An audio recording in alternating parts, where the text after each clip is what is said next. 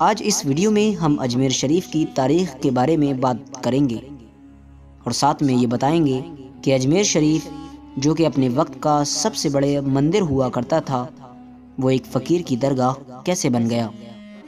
اجمیر میں اس وقت ایک مندر ہوا کرتا تھا جو اجمیر کا سب سے بڑا مندر تھا، اور وہ مندر صرف راجاؤں اور رانیوں کی عبادت کے لیے خاص ہوا کرتا تھا۔ مندر کے ساتھ ہی ایک تالاب تھا جس کا نام اناساگر تھا۔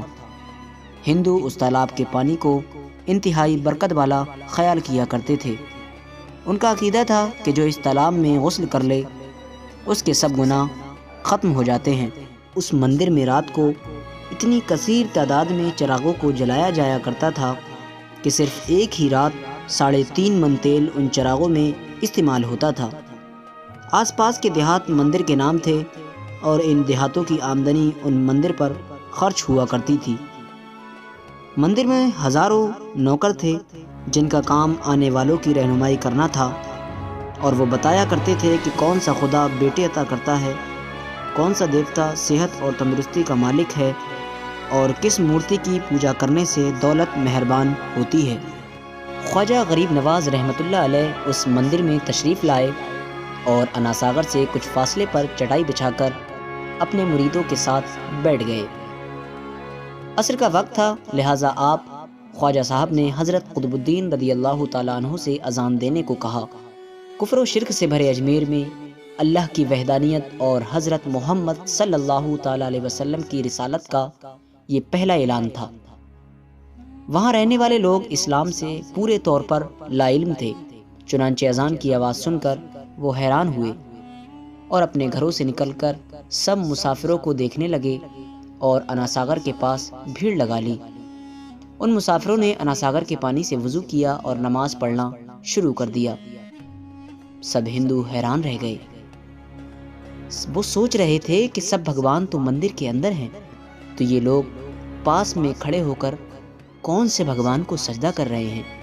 شام ہوئی تو راجا کے اونٹ جو دن میں چرنے کے لیے گئے تھے اپنے چرواہوں کے ساتھ واپس آنے لگے۔ اتفاق کی بات تھی کہ جہاں حضرت خواجہ صاحب بیٹھے ہوئے تھے وہ جگہ راجا کے اونٹوں کے بیٹھنے کی جگہ تھی۔ چرواہوں نے بابا صاحب سے کہا کہ او بابا صاحب، یہاں سے اٹھیے کیونکہ یہ جگہ بادشاہوں کے اونٹوں کے بیٹھنے کی جگہ ہے۔ خواجہ صاحب نے فرمایا، اتنا میدان خالی پڑا ہے، اونٹ تو کہیں بھی بیٹھ جائیں گے، کیوں بے وجہ مسافروں کو تنگ کرتے ہو؟ وہ لوگ نہیں مانے اور مسلح اٹھا کر ادھر ادھر کرنے لگے اور خواجہ صاحب سے بدتمیزی کرنے لگے، اور ان لوگوں نے آخرکار بہت بدتمیزی سے کہا کہ یہ راجا کے اونٹوں کے بیٹھنے کی جگہ ہے اور ادھر راجا کے اونٹ ہی بیٹھیں گے، تم لوگ کہیں اور اپنا مسلح بچھا لو۔ آخرکار آپ خواجہ صاحب نے اٹھتے ہوئے حضرت قطب الدین سے فرمایا، اٹھو قطب الدین، یہ کہہ رہے ہیں کہ یہ اونٹوں کے بیٹھنے کی جگہ ہے، تو چلو میں کہتا ہوں اب یہاں صرف اونٹ ہی بیٹھیں گے۔ یہ کہہ کر آپ خواجہ صاحب نے اپنے ساتھیوں سمیت وہاں سے اٹھ گئے، اور اگلی صبح جب اونٹوں کو چرائی کے لیے لے جانے کا وقت آیا اور چرواہوں نے اونٹوں کو اٹھانا چاہا تو انہیں پتہ چلا کہ اونٹ اٹھنے کے قابل نہیں رہے ہیں۔ انہوں نے اونٹوں کو مار مار کر زبردستی اٹھانا چاہا لیکن وہ بیٹھے ہی رہے۔ چرواہے پریشان ہو گئے کہ جو اونٹ ان کے ایک اشارے پر اٹھ کھڑے ہوتے تھے آج کیوں نہیں اٹھ رہے ہیں۔ آخرکار انہیں یاد آیا کہ کل مسافر فقیر نے کہا تھا کہ چلو اب یہاں اونٹ ہی بیٹھے رہیں گے۔ لوگ اکٹھا ہونا شروع ہو گئے۔ کوئی کہہ رہا تھا کہ فقیر کوئی بڑا جادوگر ہے، کسی کا خیال تھا کہ وہ کوئی بھگوان کا نیا اوتار ہے۔ بات راجا پرتھوی راج چوہان تک جا پہنچی کہ ایک مسافر نے راجا کے اونٹوں پر جادو کر دیا ہے۔ راجا نے حضرت خواجہ معین الدین چشتی کو پیغام بھیجا کہ تم کیسے فقیر ہو جو بے زبانوں کو باندھ رکھا ہے، یہ بیچارے بھوک اور پیاس سے مر جائیں گے، اس لیے مہربانی کر کے اپنا جادو واپس لے لو۔ خواجہ صاحب نے فرمایا، ہم مسلمان ہیں اور مسلمان بد دعا نہیں کرتے اور نہ جادو کرتے ہیں، جاؤ اونٹ جس کے حکم سے بیٹھے تھے اسی کے حکم سے کھڑے ہو جائیں گے۔ اب جو جا کر چرواہوں نے اونٹوں کو اٹھایا تو پہلی ہی بار میں اٹھ کھڑے ہو گئے۔ غیر مسلموں کی دلچسپی ان مسافروں میں بڑھنے لگی۔ اب 5 وقت کی اذان ہوتی اور نماز ادا کی جاتی۔ آخرکار راجہ تک یہ بات پہنچ گئی اور اس کو شکایت کی گئی کہ راجہ صاحب، جو فقیر آئے ہوئے ہیں سب کے سب مسلمان ہیں، 5 وقت اذان دیتے ہیں اور ہمارے پوتر تالاب کو ہاتھ منہ دھو کر گندا کرتے ہیں، ہمارے دھرم کے خلاف باتیں بھی کرتے ہیں اور کہتے ہیں یہ مورتیاں پوجنے کے قابل نہیں، یہ تو محض ایک پتھر ہیں، اس لیے انہیں یہاں سے اٹھا لیا جائے۔ راجہ پرتھوی راج چوہان نے فقیروں کو پیغام بھجوایا کہ تم لوگ گوشت کھاتے ہو، ہمارے دھرم کے خلاف بولتے ہو، اور تو اور ہمارے پاک تالاب کو اپنے ہاتھ منہ دھو کر ناپاک کرتے ہو، جو ہم قطعی برداشت نہیں کر سکتے، اس لیے تمہارے لیے یہ بہتر ہوگا کہ تم یہاں سے چلے جاؤ۔ خواجہ صاحب نے فرمایا اور بھی تو دنیا آتی ہے، صرف ہمارے ہی پانی لینے سے آخرکار کیا فرق پڑ جائے گا؟ راجہ کہنے لگا وہ سب ہمارے دھرم اور ہمارے مذہب کے لوگ ہیں اور تم دوسرے دھرم کے ہو، آئندہ تم لوگوں نے تالاب کو ناپاک کیا تو ہم سختی سے پیش آئیں گے۔ خواجہ صاحب نے حضرت قطب الدین رضی اللہ تعالیٰ عنہ سے فرمایا، قطب الدین، شاید یہ لوگ آئندہ ہمارے پانی لینے پر کوئی فساد کھڑا کریں گے، جاؤ ایک مشک پانی لے آؤ۔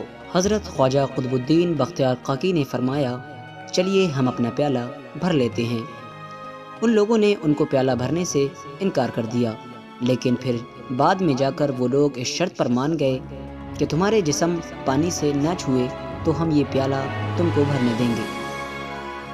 محترم ناظرین، حضرت خواجہ قطب الدین رضی اللہ تعالیٰ عنہ تالاب کی سیڑھیوں پر جا بیٹھے اور اپنے پیالے کو پانی میں ڈبو دیا۔ جب وہ پیالہ بھر گیا تو حضرت خواجہ قطب الدین رحمۃ اللہ علیہ نے وہ پیالہ اوپر کھینچ لیا، لیکن پھر کیا تھا، جب وہ پیالہ پانی سے باہر آیا، انا ساگر کا سارا پانی خشک ہو گیا تھا اور انا ساگر کی تہ میں خشک ریت اڑنے لگی تھی۔ گویا ایسا معلوم ہو رہا تھا کہ سارا انا ساگر اس چھوٹے سے پیالے میں بند ہو گیا ہے۔ انا ساگر کا خشک ہونا تھا کہ پورے اجمور میں کوہرام مچ گیا، گلیوں محلے میں چیخو پکار اور آہوں کی آوازیں شروع ہو گئیں۔ وہ لوگ رو رہے تھے اور یہ کہہ رہے تھے کہ جو گناہوں کی گٹھریاں ہم لاتے تھے اور انا ساگر میں نہا کر ان گناہوں سے چھٹکارا پا لیا کرتے تھے، اب ہم کیا کریں گے؟ اب ہم گناہوں کا بوجھ کہاں لیے پھریں گے؟ سارے علاقے میں یہ خبر پھیل گئی کہ مسافر فقیر نے جادو کے زور سے انا ساگر کو خشک کر دیا ہے۔ محترم ناظرین، جانتے ہیں آگے کیا ہوا؟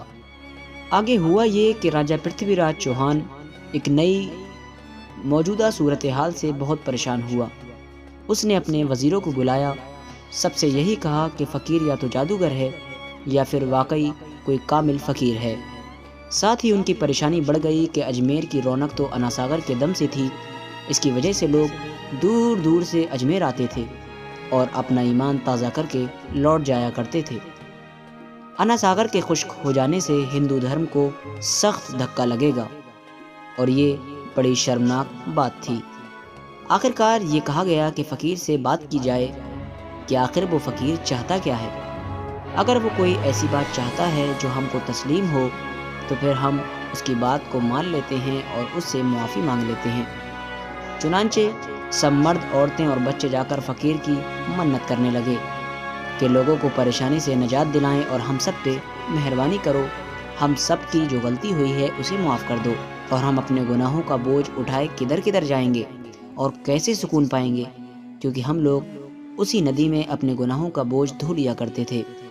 یہ تہذیب زیادہ آسان تھی، لہٰذا تمام لوگ بابا صاحب رحمۃ اللہ علیہ کے پاس آئے اور بولے، بابا تم بھی وضو کر لیا کرنا، لیکن بھگوان کے واسطے ہمارا انا ساگر ہمیں لوٹا دو۔ حضرت خواجہ غریب نواز رحمۃ اللہ علیہ نے حضرت قطب الدین خواجہ بختیار کاکی سے فرمایا کہ جاؤ اسی پیالے کو واپس تالاب میں ڈالاؤ۔ جیسے ہی وہ پیالہ تالاب میں ڈالا گیا، انا ساگر کے نیچے سارا پانی اچھل اچھل کر انا ساگر میں آ گیا۔ اس پانی نے کئی دلوں کو دھو ڈالا۔ ہندو قوم کی اپنی تاریخی کتابوں میں بھی ہندو مورخین اس بات کو تسلیم کرتے ہیں کہ اس شام 32,000 غیر مسلموں نے کلمہ پڑھ کر اسلام میں اپنی دستک دی، یعنی 32,000 لوگ اس دن مسلمان ہوئے۔ ان غیر مسلموں کے مسلمان ہو جانے سے ہندو پنڈتوں اور عام ہندوؤں پر بھی غصے کا طوفان کھڑا ہو گیا، اور وہ سوچ میں پڑ گئے کہ فقیر اگر کچھ دن اور رہا تو دیوی دیوتاؤں کا نام لینے والا کوئی نہیں رہے گا۔ لہٰذا لوگوں نے راجا کو مجبور کیا کہ جلد کچھ کیا جائے۔ راجا نے مندر کے بڑے پنڈت رام دیو کو بلایا اور اسے بابا صاحب سے مناظرہ رکھ کر جلد سے جلد انہیں شکست دینے اور اجمیر سے باہر نکال دینے کا حکم دے دیا۔ رام دیو اپنے وقت کا مانا ہوا پنڈت تھا، جس کے علم کی قابلیت کی دور دور تک دھوم مچی ہوئی تھی۔ دراصل پنڈت شیطانی اور جادوئی طاقتوں کا مالک تھا۔ اس نے راجا پرتھوی کو یہ یقین دلایا کہ جلد ہی راجا کوئی اچھی خبر سنے گا۔ رام دیو بابا خواجہ صاحب رحمۃ اللہ علیہ کے پاس آیا اور الٹے سیدھے سوالات کرنا شروع کر دیے۔ حضرت خواجہ نے فرمایا، خاموشی ضروری ہے۔ اسی لیے حضرت خواجہ رحمۃ اللہ علیہ نے خاموشی اختیار کی۔ جب رام دیو نے حد سے بڑھ کر شور مچانا شروع کر دیا تو حضرت خواجہ غریب نواز نے اس کی طرف آنکھ اٹھائی اور مسکرا کر فرمایا، رام دیو، تو شور مچا رہا ہے اور میں تیرے ماتھے پر ایمان کا نور چمکتا ہوا دیکھ رہا ہوں۔ بس اتنا کہنا تھا، نہ جانے کیا کرشمہ ہوا۔ دیکھتے ہی دیکھتے بابا رام دیو قدموں پر گرا اور روتے ہوئے بولا، بابا صاحب، جس دھرم کے تم ہو اس دھرم میں مجھے بھی شامل کر لو۔ سب لوگ جو مناظرہ دیکھنے آئے تھے سب حیران ہوئے، اور بابا رام دیو جو بابا کو شکست دینے آیا تھا خود ہی مسلمان ہو گیا۔ تاریخ کی کتابیں بھری پڑی ہیں کہ حضرت خواجہ غریب نواز وہ واحد بزرگ ہیں جنہوں نے 90 لاکھ غیر مسلموں کو مسلمان کیا۔ صدیاں بیت گئیں لیکن آج بھی خواجہ غریب نواز کا ڈنکا ویسے ہی بج رہا ہے۔